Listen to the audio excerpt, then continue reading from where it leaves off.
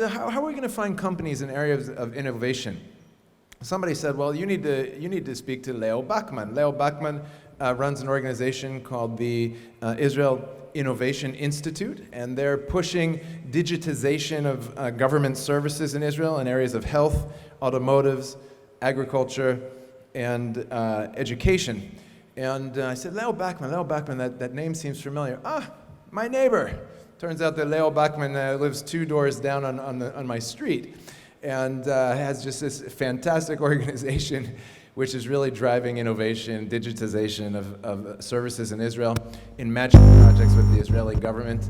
And it's just such an honor to have you here, Leo. And the companies that were chosen for our Shark Tank competition are all companies that have been developed with the Israel Innovation Institute. So let's welcome Leo as he comes and shares a few words with us.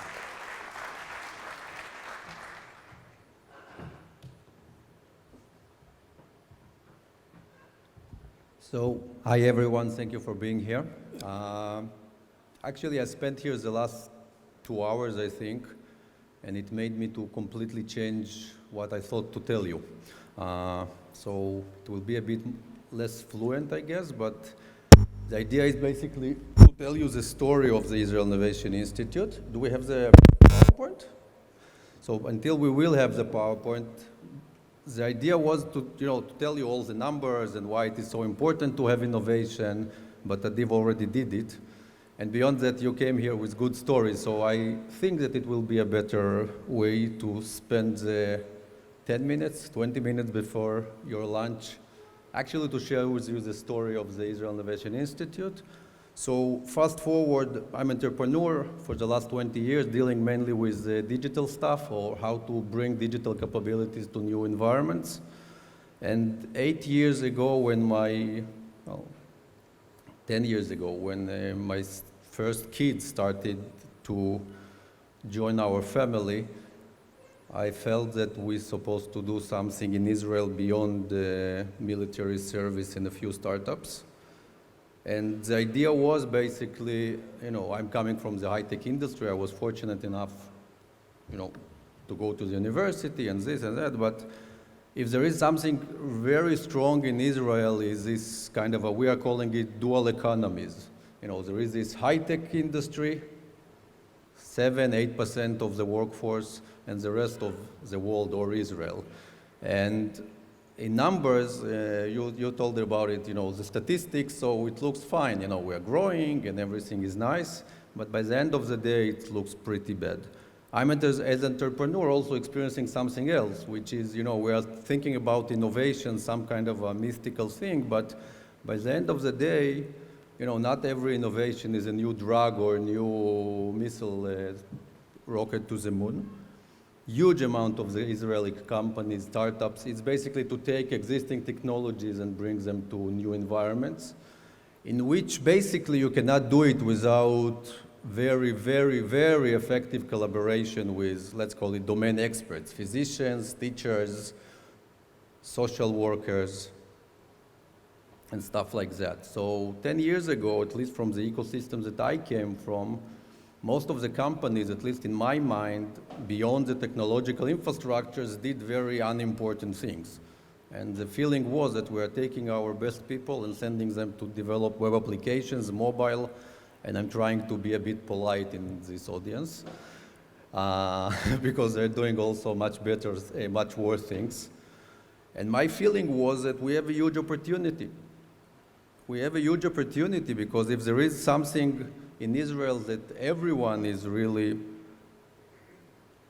convinced that this is the right thing to do, is that innovation is a good thing. I mean, I used to be a cab driver during my first degree in the university, and everyone in the drive, and there is this Get and Uber and all this type of things. So in Israel, if you will take a taxi, every cab driver will give you at least 5 ideas, if it's a very short drive, how to improve the application.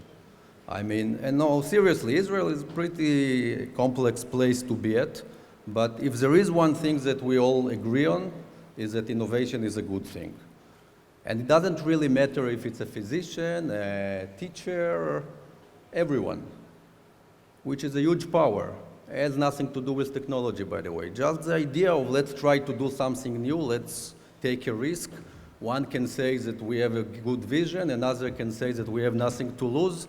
It doesn't really matter the explanations, but the bottom line is that it's a very good place to develop new things here.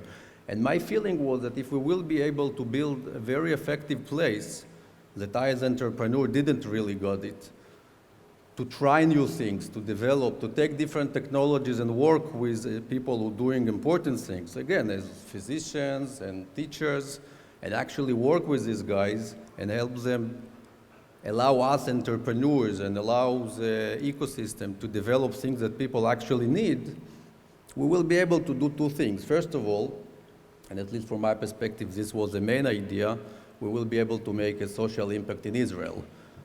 Because even the health system here is relatively good. The distance between Tel Aviv and Kiryat Shmone, or Tel Aviv in all the periphery, is huge. By the way, it's the same around the world, but here we are small and here we are trying to change it. And the idea was that if we will be able to build Israel as an innovation center, then first of all, the impact on social problems will be huge, because technology, again, it's a very big word, but the capability to take different technological capacities and bring them to new areas can make huge impact. It can break time barriers. It allows us to see things that we could not see before. I'm talking mainly about digitalization, by the way. I'm not talking about chemistry or drugs or new types of energies. These things are much more relevant to universities and NASA and stuff like that. NGOs cannot really help. By the way, it's a not-for-profit organization, and I forgot to tell it. But the areas in which we can help is actually to build environments that will allow effective collaboration between entrepreneurs, investors, companies, and professional people who actually know what they need. So I've established this organization 10 years ago. And by the way, in order to work with the public sector, it's not enough to bring companies to the market. I mean, you have to work with the government to build regulations, to build different incentives, to do tests and change payment models, because if you know, digital stuff is completely changing the environment. We experienced it in banking, in retail, in e-commerce. So if you are trying to bring it to new areas, you have to really change, we economists calling it market equilibrium, practically the way things has been executed. Or if you want to think about autonomous driving, I mean, it's pretty easy to understand how an autonomous driving will look like. It's much, much, much harder to understand how we are getting there. And it's certainly not just a technological challenge. So, as I've said, we felt that Israel, the fact that we have nothing to lose, and the fact that we all like innovation, and the fact that the technology is very, very strong, we have a huge value proposition to the world and to ourselves. We can build this country as a place in which new things could be initiated, tested, and designed. And from there, take it to other places. So we established basically 4 groups that are working around smart transportation, digital health, education, food and agro, and more general stuff, which is a catalyst that dealing with pushing innovation to the public sector. In education, we failed completely. It was 6 years of a lot of broken hearts. We could not change anything in the Israeli system. One may say that things actually went much worse. Sorry, we tried, and we're still trying, by the way. In smart transportation, we are operating today the biggest smart transportation community in the world, collaborating with all the big companies in the world, all the OEMs, Daimler, GE, everyone, and it's pretty big activity. And one specific activity that I thought that might be interesting to share with you is actually the digital health. So I will do it very fast, but the idea is pretty straightforward. I mean, in order to take a country and build it as an innovation place, it's not enough to come with a few startups. By the way, usually startups, or my startups, we have no idea what we are doing. Why? Because we're trying to change the environment that usually we are not really understand. By the way, one may say that if we would understand it, we wouldn't try to change it. So maybe it's a good thing about not understanding them. But seriously, when you are thinking about big challenges like health, like food, like stuff like that, in which public sector is highly involved, it's not like once upon a time we had Blockbuster, Netflix came, and there is no Blockbuster anymore. I mean, to change the healthcare system is much harder. So you basically have to work on 3 different levels. One level, which is the government or the payers. Other level is the ecosystem of the startups, the supply side. Another level is the demand side. We need the physicians to work, hospitals, stuff like that, which basically you cannot, as I've said before, develop nothing without these people. And the goal of the Institute is actually to execute all these things all together, work with the government, build the ecosystems, and translate the real activities of this ecosystem into specific success stories that then could be scaled up to the wider systems, both in Israel and abroad.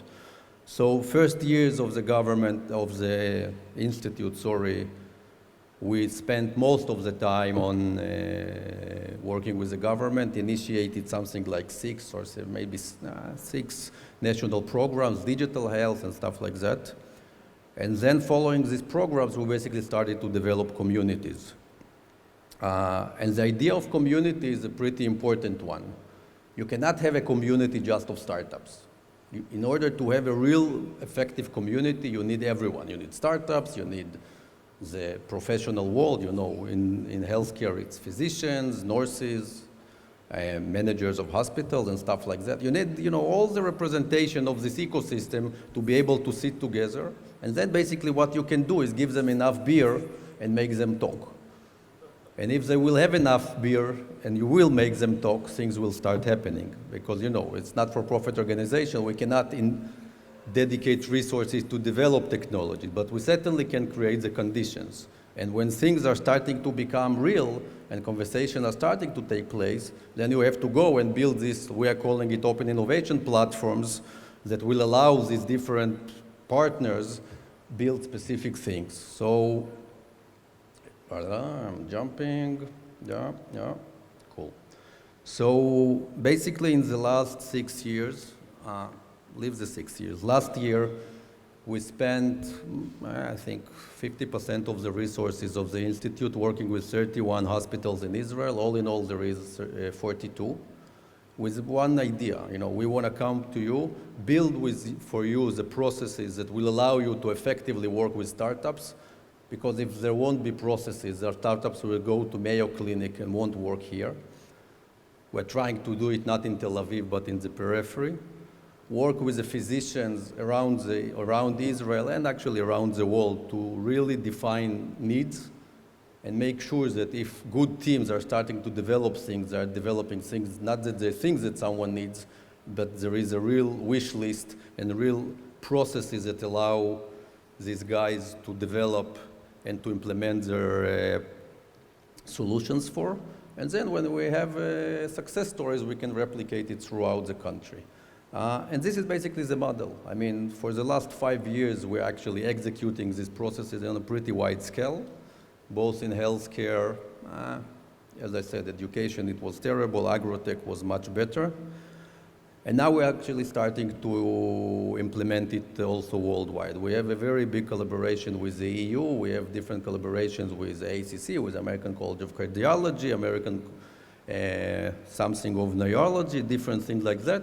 And all this model of communities and living labs, we are starting to implement now with other places around the world, basically based on partnerships. I mean, we have no commercial